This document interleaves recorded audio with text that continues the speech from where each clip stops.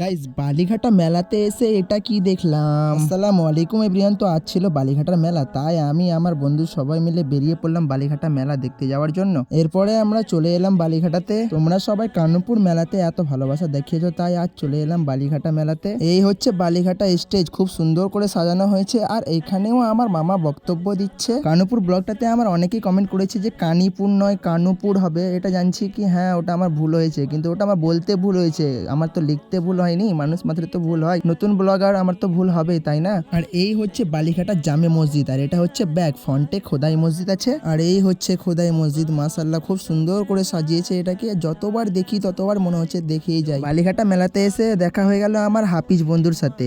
এরপরে আমরা চলে এলাম মেলার দিকে। আর মেলাতে এসে দেখি 10টাও বাজিনি, আর এদিকে সব বন্ধ করে দিয়েছে। কিছু কিছু জিনিসগুলো খোলা আছে, বাকি যতটা রাইড ছিল সব বন্ধ করে দিয়েছে। পরে শুনলাম বলে এখানে প্রচুর পরিমাণে মারপিট হয়েছে, সেই কারণে সব বন্ধ করে দিয়েছে।